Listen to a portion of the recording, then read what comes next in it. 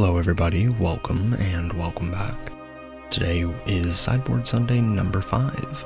Today, we're just going to be talking about Timeless Sultai, because this is a deck that I have a lot of fun with, and tomorrow's my birthday, so I'm going to play some decks that I have fun with tonight and just talk about this. So basically, Timeless Sultai is just powerful 1-drops, 2-drops, 3-drops, and a Giganthic Companion.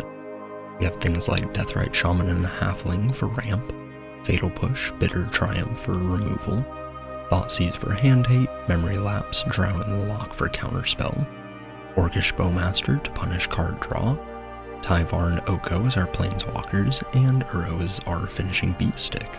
Having the ability to go 1-3 with Deathrite Shaman or the Halfling, and ramp out an Uro, and then maybe an extra 1-drop like a Thoughtseize, is just actually crazy on turn 2.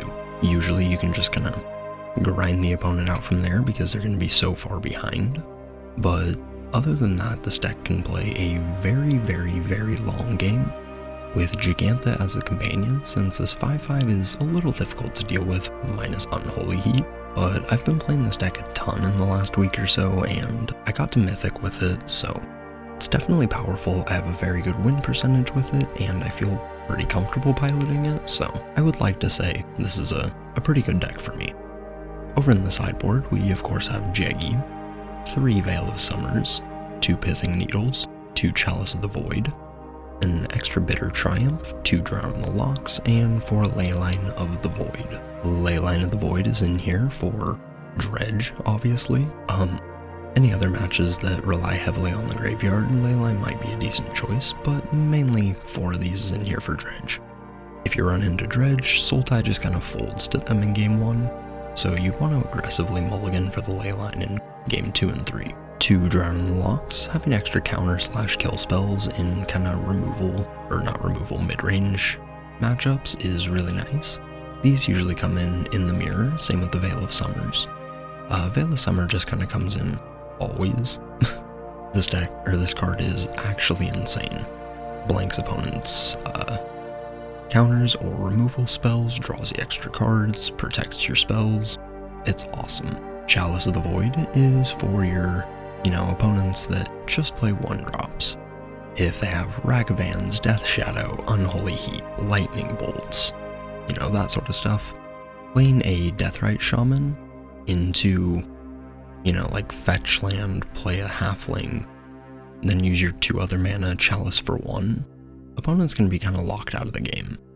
It's kind of a very polarizing card to go against if your opponent can name the correct number, but it is one of the things that does make you take Gigantha out of the companion slot, so it does give your opponent a little bit of information. Leyline of the Void is the only other one in the sideboard that does require you to take out your Elk. But, yeah. Oh, Pithing Needle. Pithing Needle comes in against control. You name your Teferi Time Raveler. I absolutely hate that card, so Pithing Needle, 2 of those is in here for that. But, yeah, this deck is, actually one of the most fun decks I've played in a long time. The power level of these cards doesn't feel overwhelming or oppressive. Just everything feels like pretty average power level. The format's crazy. It's kind of legacy power level with Pioneer and Modern removal, if that makes sense. So, if you can stick your Oko, usually you're good. And a little bit of a FNM recap.